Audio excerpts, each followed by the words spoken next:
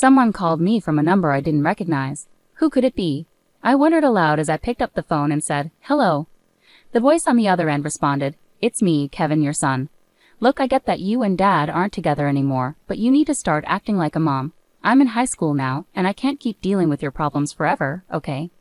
Confused, I asked, "What do you mean? Why are you calling me?" Kevin's tone turned sharp. "I'm telling you, you need to pay my child support and school fees, and do it soon. It's because of what you did, cheating and all, and now you're trying to get money from Dad.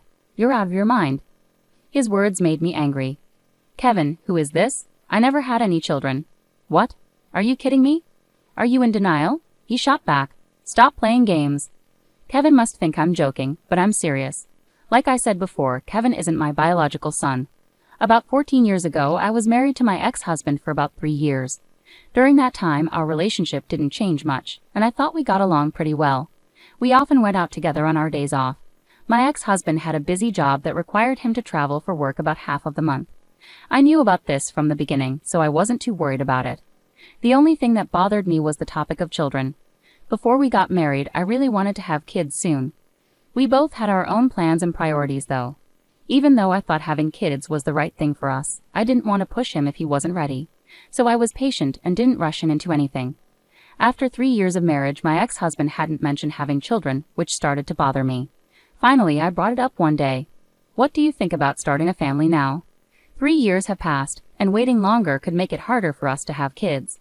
"Yeah, but work is really hectic right now." "When will it not be hectic?"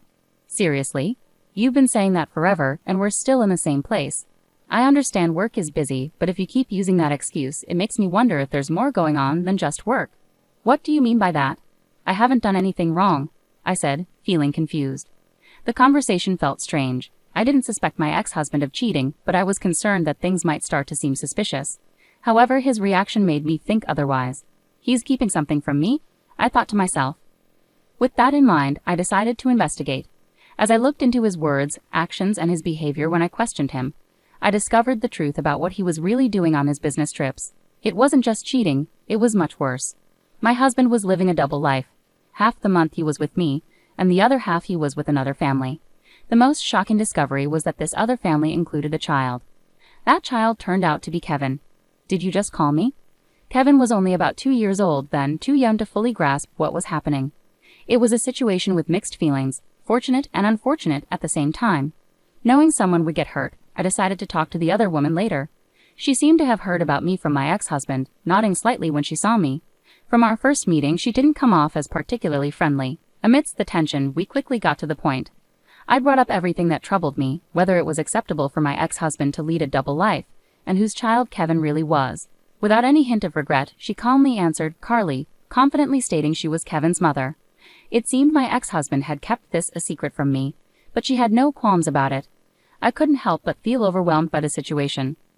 Finally, I asked her what her plans were moving forward. "I'm not planning to change anything in my life now. I'm fine with how things are," she replied. "Besides, I don't think he's interested in having more children." "Why do you say that?" "When I told him I was pregnant with Kevin, he didn't seem happy. He said it would have been better if the timing had been different. So my pregnancy was more of an accident. Otherwise, I don't think he would have wanted a child. But he told me he loved kids. Doesn't that mean he wanted a child with you?" She smiled faintly and said, "Isn't that strange? If that were true, why did I, who wasn't keen on having a child, end up giving birth, while you, who wanted a child, didn't even conceive? Can he truly say he loves children?" "Well, I'm sure he said he loved kids, but maybe it was just something he said to impress you. Perhaps he used it as an excuse to get close to you." I wanted to argue, but I couldn't find the words. It felt like she had hit upon something true, and it made me question whether my ex-husband had been sincere about wanting children despite his actions saying otherwise. In the end, I started to believe the other woman was right. I felt powerless, like the best I could do was seek compensation. She seemed calm about it, which only made me feel worse. A few days later, I filled out divorce papers and handed them to my husband, telling him I would also be seeking compensation. He probably heard about it from the other woman. My husband accepted everything without questioning me. What was the point of it all? Why did this man even marry me? There was only one thing I couldn't stop wondering about. On the day I packed up and left, I asked my ex-husband, "Why did you marry me? I just don't understand." "I'm not sure either. I often wonder why we got married in the first place. If we didn't even know, maybe we shouldn't have." Yeah, maybe. If we hadn't, you wouldn't have to deal with a divorce now. But hey, you married me because you liked me, right? We both made a mistake. Let's move on to a better life now. Thank you for everything. Same to you. I'll pray that I don't choose someone like you in my next life, I said, and then we got divorced. I became single again, changed jobs, and moved to a different state, aiming for a fresh start. It was a valuable experience for me to approach everything with a new mindset. My ex-husband occasionally contacted me for paperwork, but we never discussed our current lives. Maybe he wasn't interested. He had his own life, and I had mine. About 10 years passed without us keeping in touch. Then unexpectedly, I received a call from Kevin. I was curious about the reason, but it turned out he was asking for child support and school fees. Kevin is the child born from my ex-husband's affair. Naturally, I have no legal obligation to pay, but he wouldn't accept that. Don't you feel ashamed as a mother? If that's the case, then don't have any children, he kept repeating. It was frustrating to hear the same thing over and over. I didn't want to escalate things, so I waited for him to calm down. Finally, after a few minutes, I managed to speak up. Can I say something? There are a few things I need to clarify. How did you get my number? It's obvious. I got it from Dad. Our family hasn't been doing well lately, and things seem strange.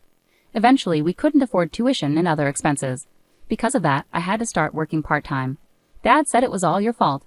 That's when I started hearing different things about you, Mom, that you cheated on Dad and left without fulfilling your promises to pay. Until then, I hadn't asked much about the divorce, but now it all made sense. It's all your fault, he concluded.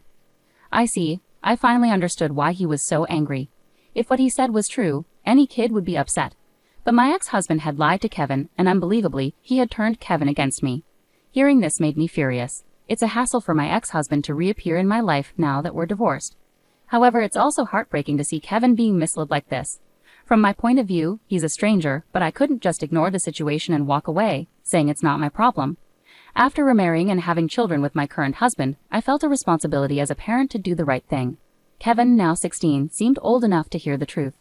Kevin, everything I'm about to tell you is the truth. If you need proof, like a DNA test, I can arrange it. Can you listen to me for now? I asked. Yeah, Kevin replied hesitantly. As I revealed each detail, he grew increasingly agitated. If what you're saying is true, why did Dad have me call you earlier? Kevin asked, confused. Kevin, you mentioned you're working part-time. What are you doing with the money? I inquired. Saving it for me. Our family's been struggling financially lately, and I wanted to help out with debts. High school isn't mandatory anymore, so I don't need much, he explained earnestly. You're such a responsible kid. But have you ever wondered why, with that money, you can't cover your tuition and expenses? Well, sometimes my phone bill payment is late. I think Dad might be short on money. Is he working right now? He's working. He goes to the office regularly. I see. I have a bad feeling about this. Could it be that my ex-husband is using Kevin's money? With that suspicion in mind, I decided to look into my ex-husband's activities once more. Kevin, can you give me about 3 weeks? Haha, sure, that's fine. And please don't tell Dad about what we talked about on the phone, okay? Okay, I won't. So I decided to investigate my ex-husband further. I hired a private investigator and waited anxiously for the results. Some might say I'm going too far, but everything I do is for Kevin's sake. I wouldn't go to such lengths for anyone else. Even if people think I'm crazy, I don't care. Would I abandon a child who looks like he's on the verge of collapsing right in front of me? Absolutely not. I refuse to become that kind of person. Above all, I felt a deep anger towards my ex-husband for deceiving Kevin. Filled with this anger, I waited for the private investigator's report for 3 weeks.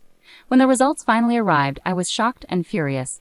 It turned out my ex-husband wasn't currently employed full-time. He was working as a temporary worker and had recently been laid off.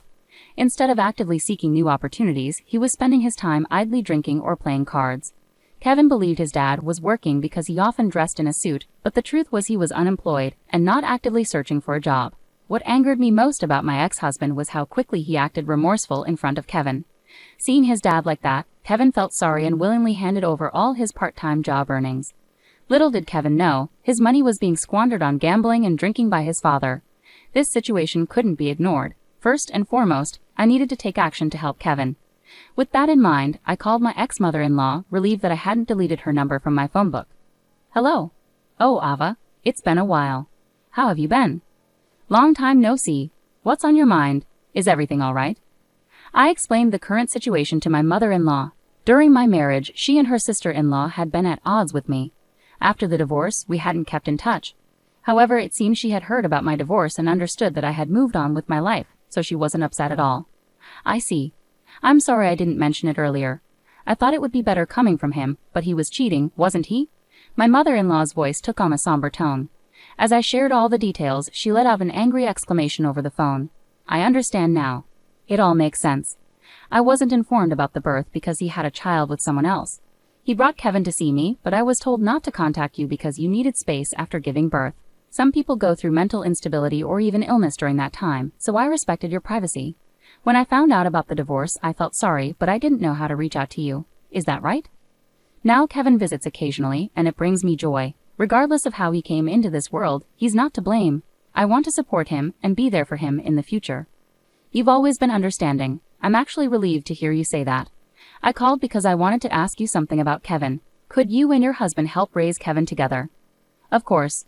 Kevin worked so hard to earn money from his part-time job, only for it to be wasted on gambling.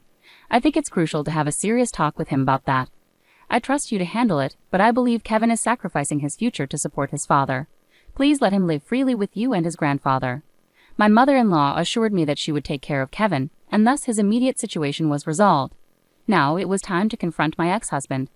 I decided to contact him and arrange a meeting. I was furious at him for deceiving me. When I arrived at the cafe at the agreed-upon time and saw my ex-husband, he looked noticeably worn out. It's unusual for you to reach out to me, and wow, you look older. Anyway, what about Kevin? So you already know. Let's get straight to the point. Why did you have Kevin call me? What were you trying to achieve? I was desperate. Money's been tight lately. I lost my job due to a fraud accusation, and Kevin's mother disappeared out of nowhere. It feels like everything's slipping away from me, but my mom and Kevin still think I'm employed. It's easy to fool them as long as I act remorseful. Kevin is your son, right? Doesn't it make you feel something? He's such a dutiful son, giving me money. You won't find a more devoted son than him. I understand now. I feel relieved hearing you say these things openly. Suddenly, 3 people stood up from a nearby table and approached us. Huh? What's happening? You're truly despicable. We overheard everything just now. Even after all this time, your character hasn't changed. It's over for you. It was my mother-in-law, my aunt-in-law, and then Kevin. To convince everyone, they needed to see his true nature with their own eyes. My ex-husband started to visibly flounder, unable to find the right words. As everyone chastised him, he kept glancing at me, seemingly seeking help. But even if you make that face, it won't change anything. You need to accept responsibility for everything you've done and recognize how disgraceful your actions have been. And with that, the incident came to a close. Since then, my ex-husband faced criticism from my mother-in-law, aunt-in-law, and father-in-law. He was pushed to find work and eventually secured a job at a construction site through my father-in-law's connections. My father-in-law insisted it was to straighten him out. Moreover, he arranged for child support to be deducted directly from his wages. This ensured that Kevin's tuition and other school expenses were covered. Kevin has since been living with his grandmother. While I remain deeply disappointed in my ex-husband, he has apparently shown kindness to my mother-in-law and father-in-law. Kevin continues to be a kind-hearted child through it all. I'm still uncertain if my actions were entirely justified, but there's no denying things have improved. My greatest wish is for Kevin to find happiness. As my mother-in-law wisely said, a child born into this world bears no guilt.